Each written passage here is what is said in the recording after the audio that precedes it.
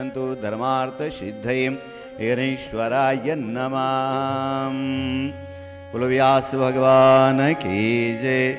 तो हम लोग अब परम पूज्य स्वामी जी से अनुरोध करेंगे, मैं उनके चरणों में प्रार्थना करूंगा कि आरती के साथ इस कार्यक्रम का प्रारंभ होगा। तो पंडित राजेंद्र जी आरती के लिए आगे आ जाएं प्लीज़, और उसके बाद आरती के साथ ही कथा प्रारंभ होगी। तो जो भी भक्तजन यहाँ आए हैं उन सभी से एक बार प्रार्थना, मेरा अनुरोध ये है कि अगर हम लोग एक तरफ आराम से बैठ जाएं जिससे स्वामी जी का सभी का चेहरा या मुख दिखाई देता रहे, क्योंकि हम व्यास जी का दर्शन करते रहेंगे तो कथा का लाभ है। तो जो भी उधर बैठे अगर इधर बैठ गए एक स्थान पर शांति से, बच्चों को कृपया कहीं कि ना बैठें, और बीच से कोई माथा टेकने आ रहा है तो उसको साइड में कर दें। ये हम सबकी ड्यूटी, अकेले एक की नहीं है। कोई भी आता है कथा में व्यवधान ना हो, बिल्कुल एकांत रहे। इसलिए सबसे प्रार्थना है कि सब लोग इधर आकर के ऐसे बैठें जहाँ से आपको गुरु जी का दर्शन होता रहे, कथा सुनते रहें। तो सब लोग एक तरफ आ जाएंगे तो बड़ी कृपा होगी। तो इसके साथ ही हम लोग आरती प्रारंभ करेंगे। तो मैं गुरु जी से प्रार्थना करूँगा कि गुरुदेव आप आरती के साथ हम सभी को ज्ञान गंगा प्रवाहित करेंगे। परम पूज्य व्यास जी महाराज।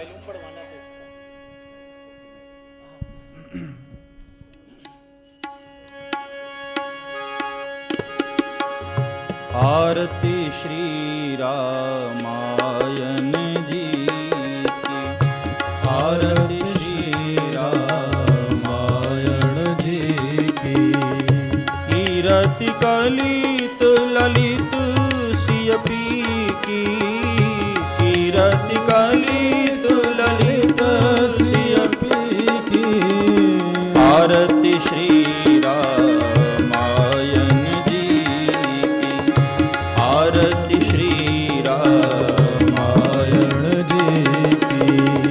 गावत ब्रह्मादिक मुनि नारद, वाल्मीक विज्ञान विशारद। शुक सनकादि शेष अरु शारद, धरणी पवन सुत कीरतिनी की। आरती श्री रामायण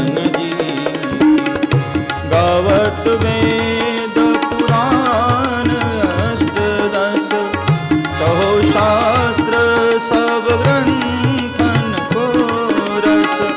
मुनि जन धन संतन को सर्वस, सार अंश संत सब ही की। आरती श्री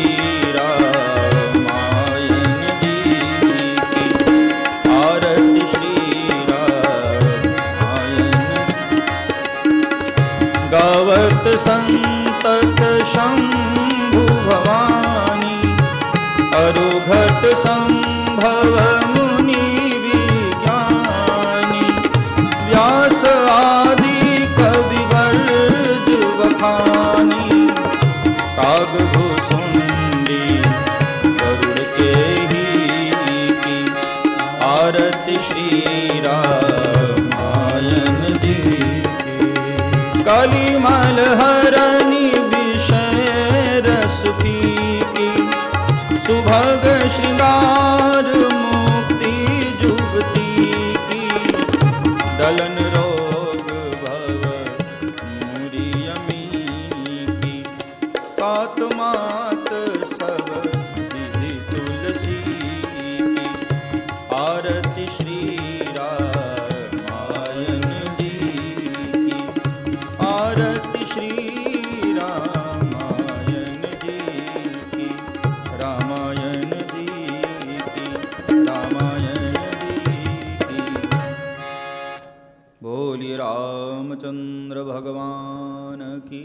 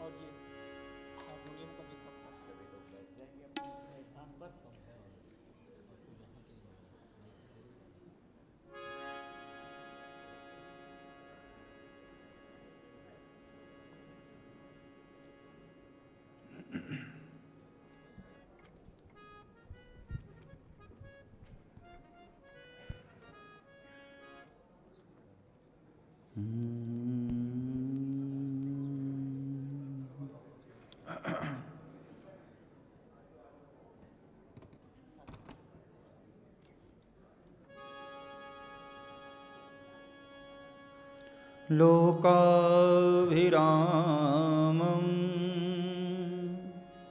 रणरङ्गधीरं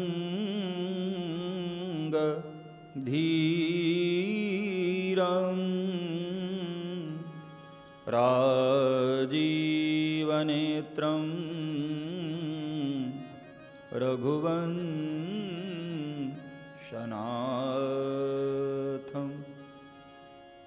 कारुण्यरूपं करुणाकरन्तं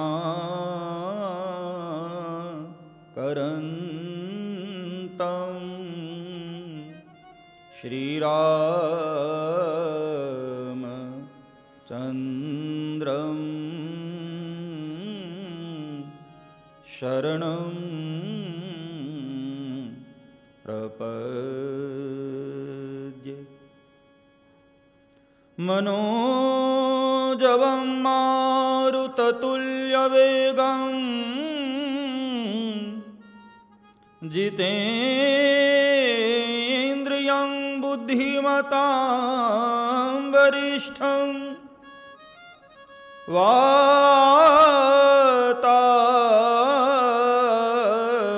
वातात्मजं वानरयूथ मुख्यं श्रीरामदूतं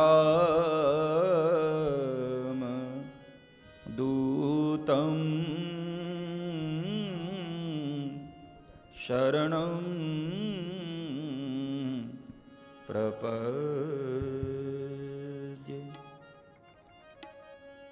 श्रीरामचन्द्र कृपालु भजुमन हरण भव भयदारुणं। श्रीरामचन्द्र कृपालु भजुमन हरण भव भयदारुणं। नवकञ्जलोचन कञ्जमुख कर कञ्ज पदकञ्जारुणं। नवकञ्जलोचन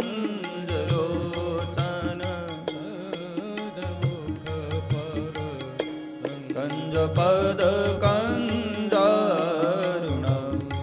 कन्दर्पाङ्गणित अमित छवि नव नील नीरज सुन्दरं।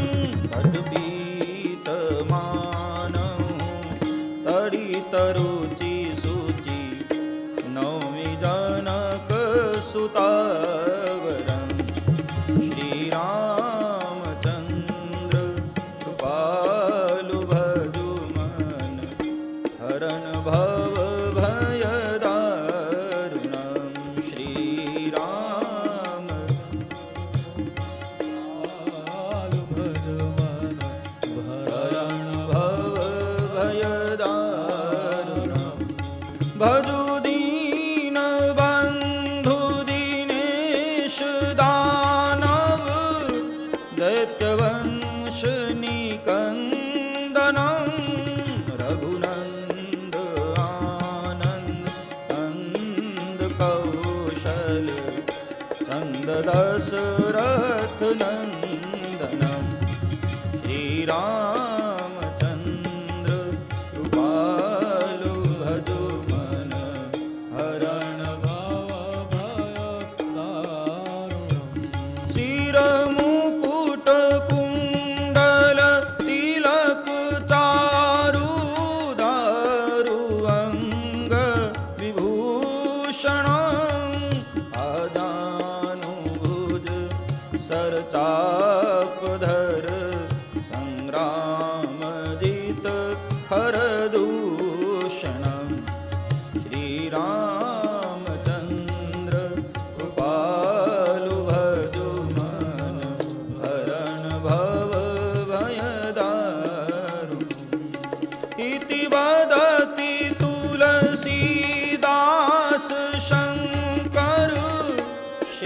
मुनि मनरञ्जनं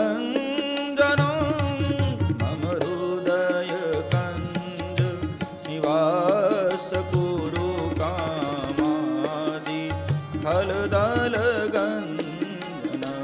श्रीरामचन्द्र कृपालु भजु मन हरण भव भयदारुण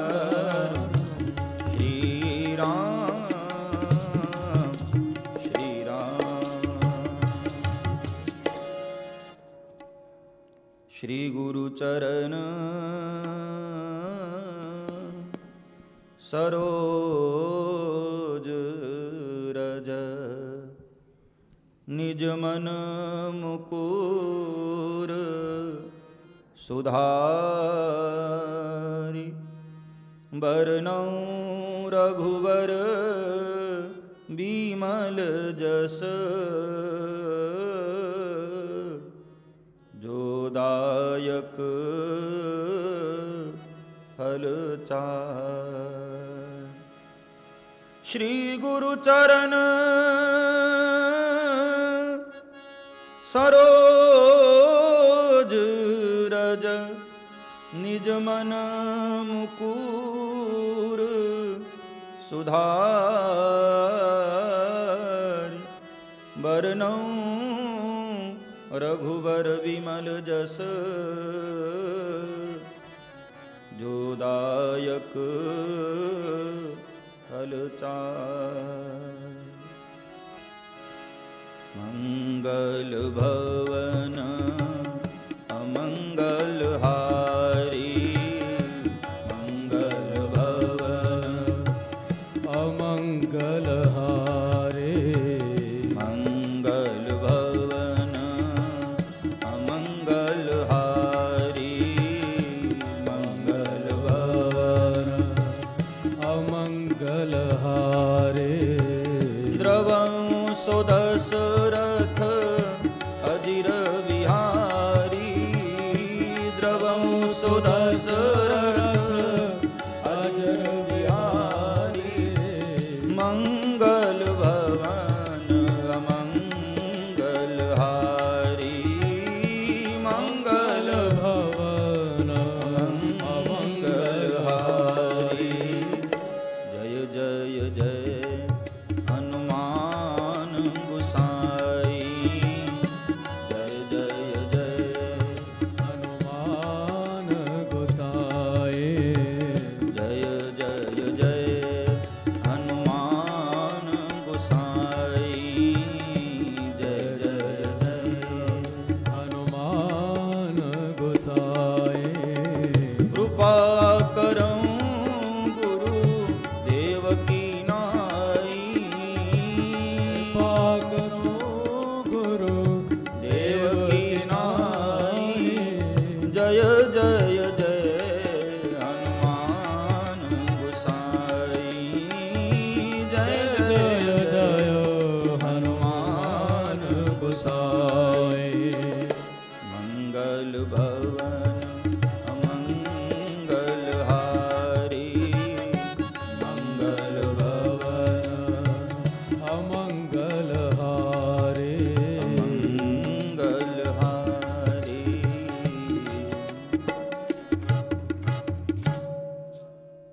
बोली रामचंद्र भगवान की श्री बाल कृष्ण लाल की। आइए कुछ समय के लिए हरि नाम संकीर्तन करें भाव और प्यार से सब लोग। श्री राम जय जय राम श्री राम जय राम श्री राम जय जय राम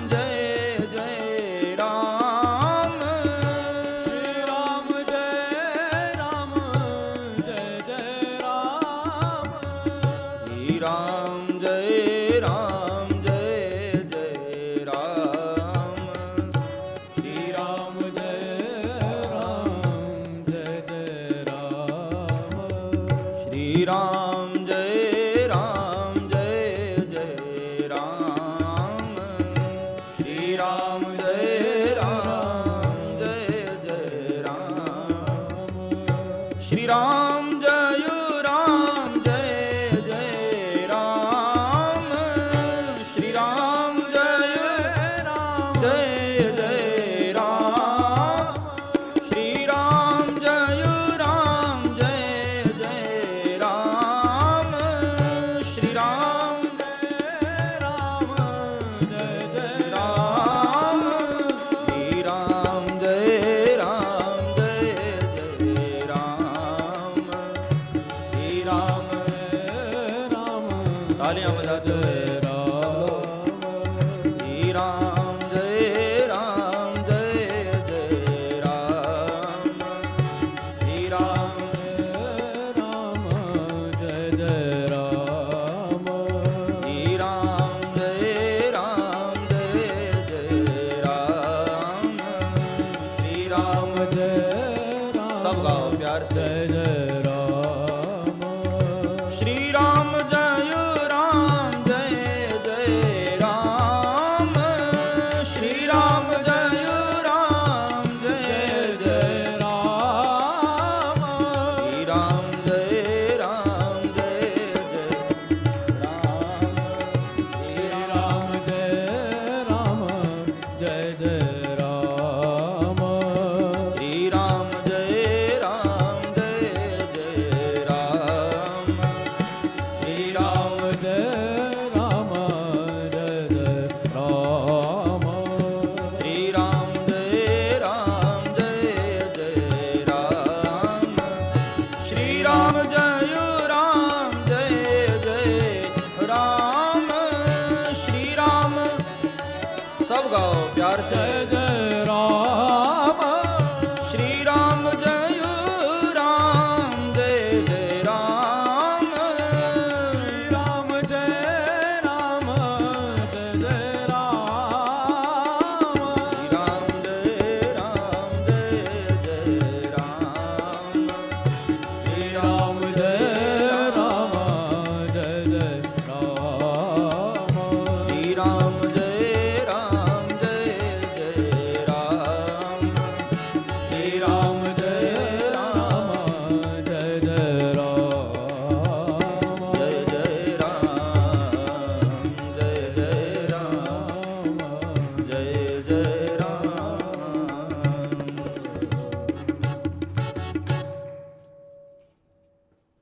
बोली रामचंद्र भगवान की श्री बाल कृष्ण लाल की श्री हनुमान जी महाराज की सदगुरुदेव की संत समाज की ओम नमः पार्वती पतये हर हर महादेव।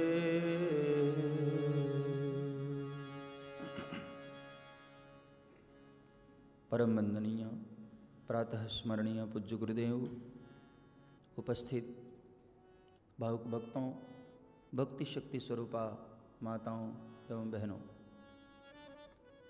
परम मंगलमयी परात्पर अखिलेश्वर अकारण करुणारुणालय भक्तवांशाकल्पतरु भगवान श्री रामचंद्र जी और उनका ही प्रत्यक्ष वांगमय स्वरूप श्री रामचरितमानस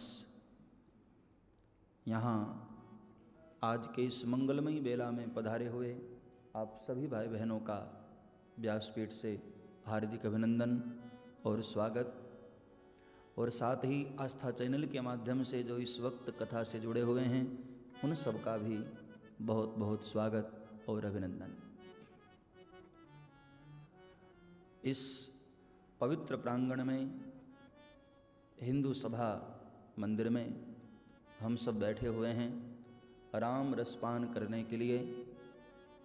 मैंने कल भी कहा था कि जब हमारे जीवन के बहुत पुण्य होते हैं तब ऐसा अवसर प्राप्त होता है भगवान की कथा का।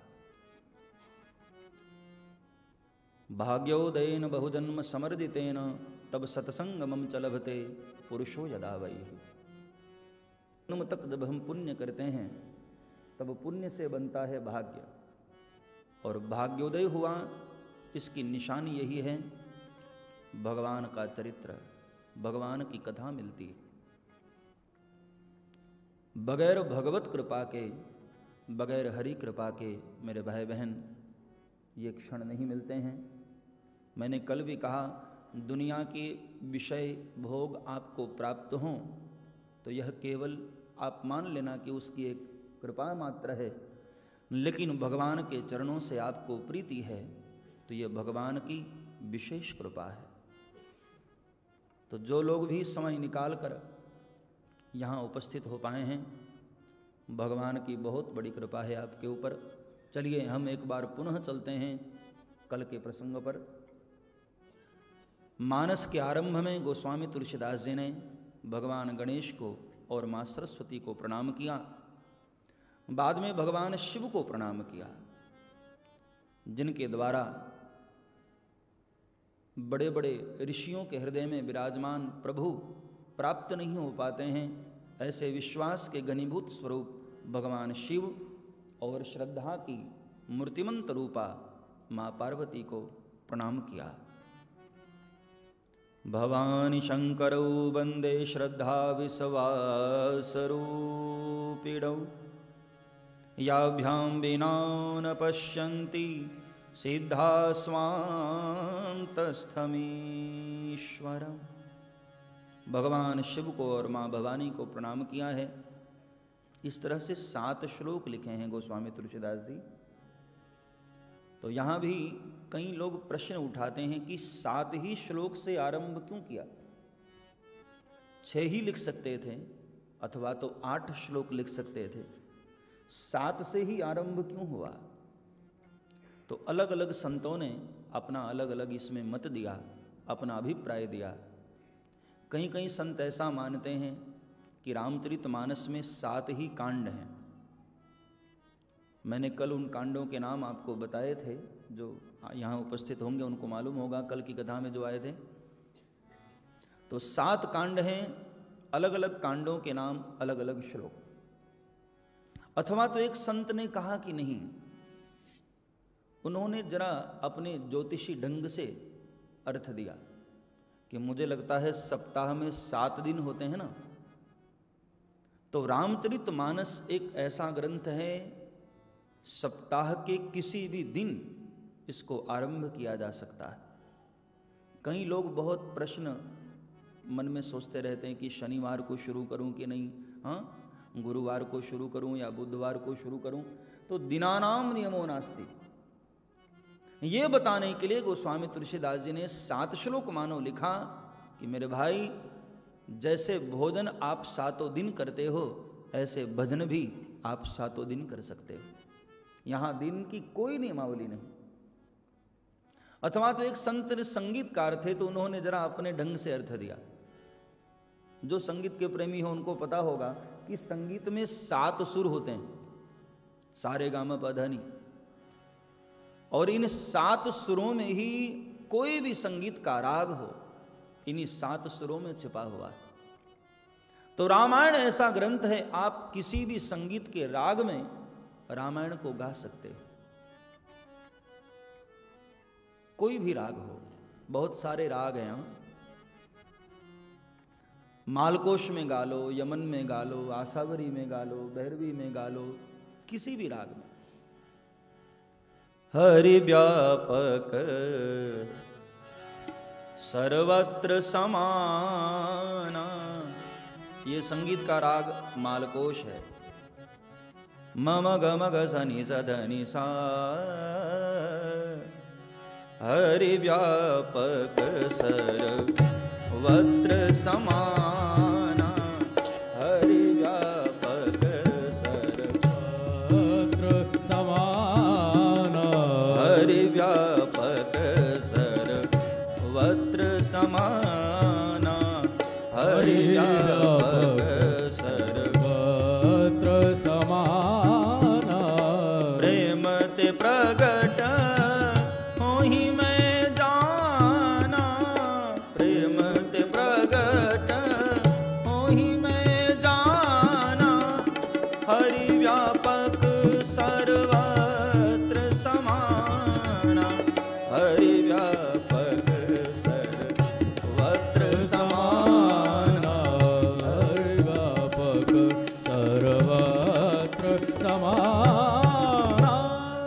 किसी भी राग में, मैंने तो आपको एक थोड़ी झलकी आपके सामने प्रस्तुत की।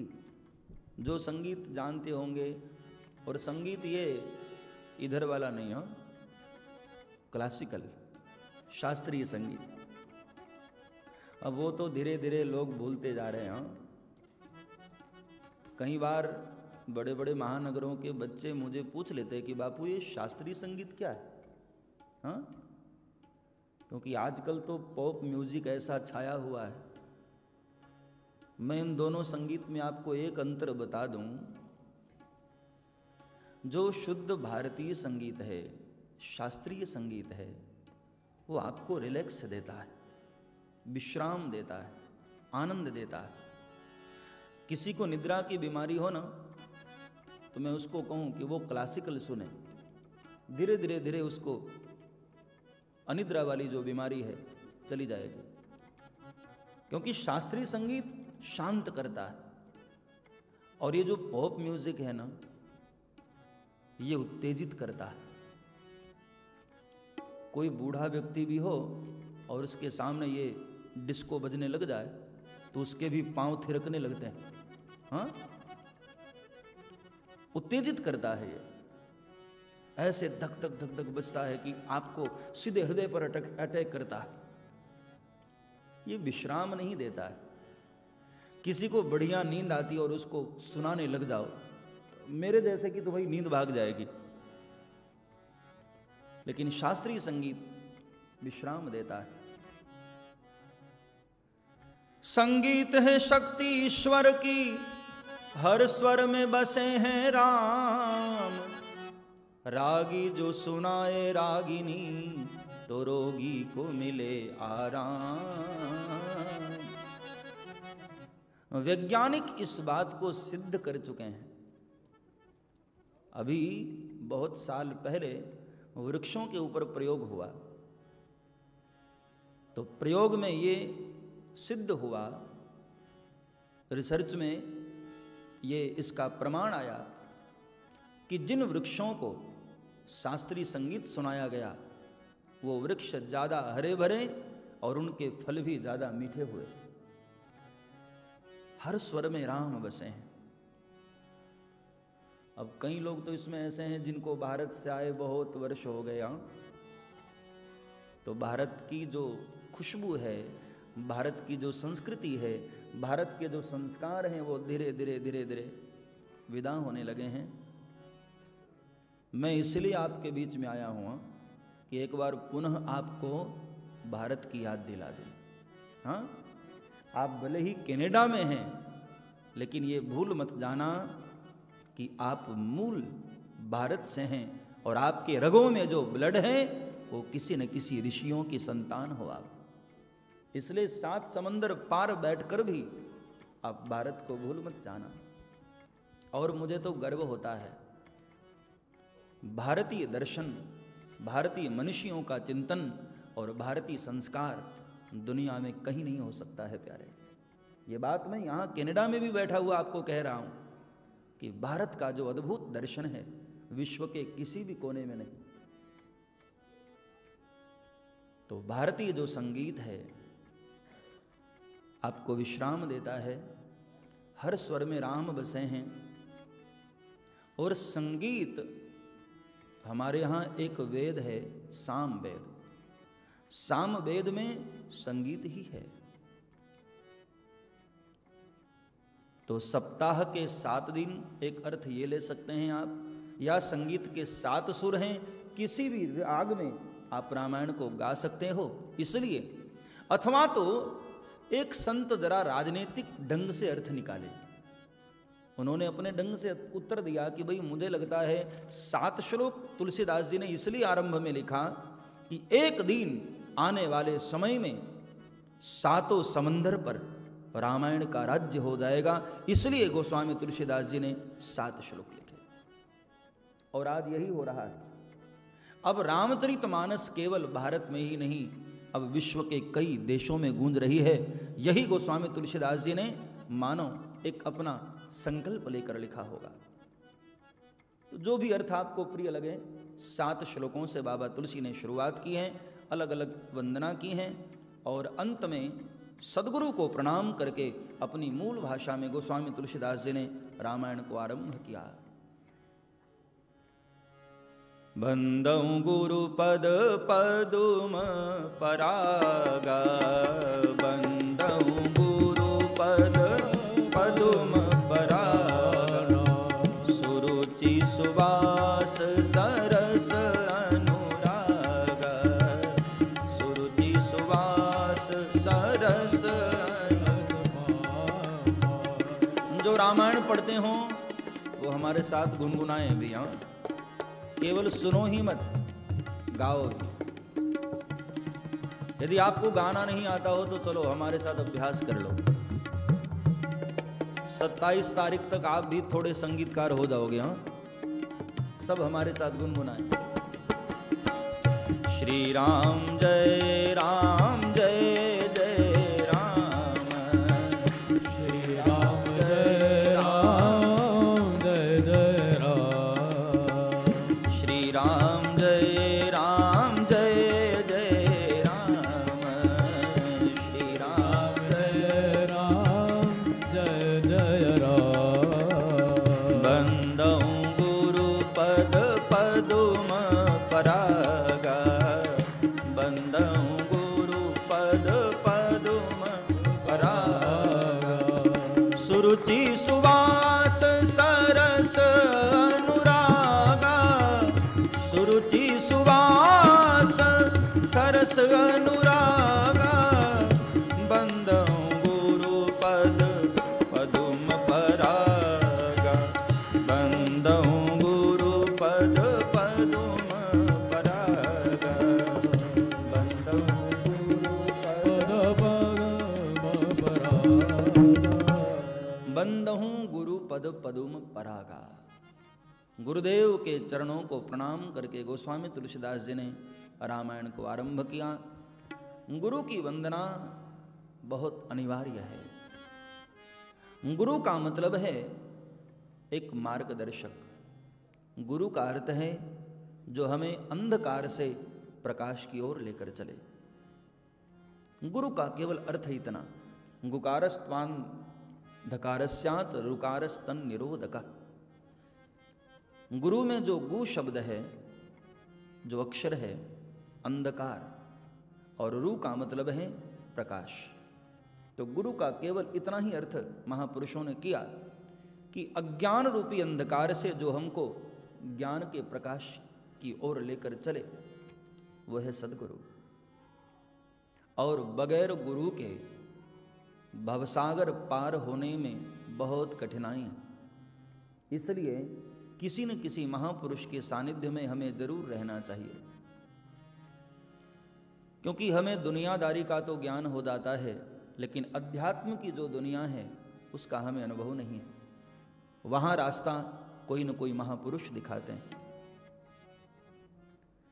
मिले कोई ऐसा संत फकीर जो पहुंचा दे भवदरिया के तीर, पहुंचा दे भवदरिया के तीर। मिले कोई ऐसा संत फकीर पहुंचा दे जो भवदरिया के तीर, पहुंचा दे जो भवदरिया के तीर। ऐसे कोई महापुरुष मिल जाएं हमें जो हमें भव सागर पार करा दें। ऐसे सद्गुरु को यहाँ पर बाबा तुलसी ने प्रणाम किया। बंद हूँ गुरु पद पदुम परागा। और मैं आपको बता दूं, ऐसे गुरु न भी मिलें, यदि उनके चरणों की धूल ही मिल जाए मेरे भाई बहन, तो हमारे लिए तो उनकी चरण की धूल ही बहुत है।